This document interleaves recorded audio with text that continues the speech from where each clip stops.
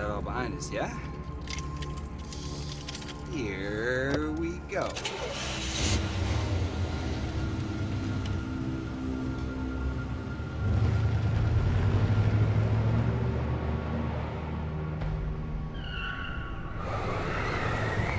Uh-oh.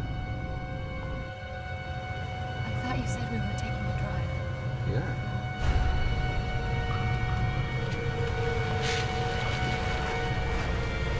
Why are we down here, Thomas?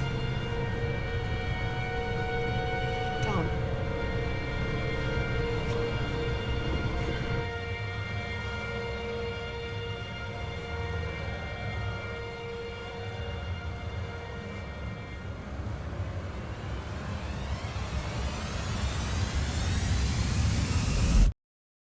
Hi guys, this is Bill from Spencer1984.com with part 1 of building Revell's 83 Hurst Oldsmobile kit.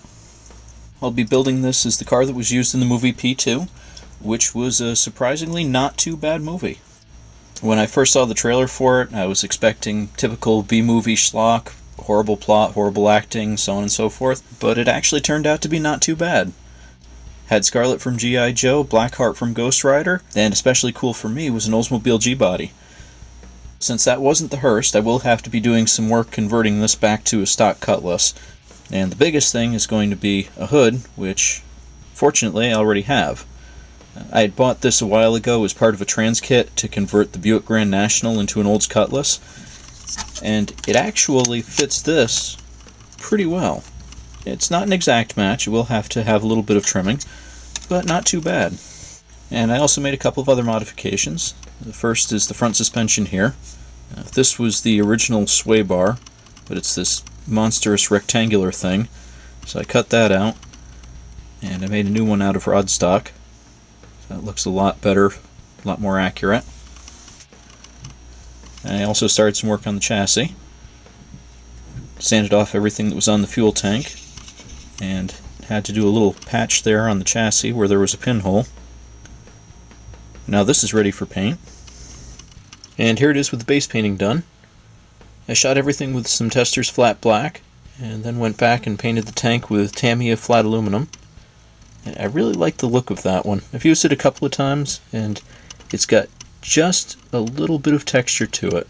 Really ends up with a nice looking color when it's done.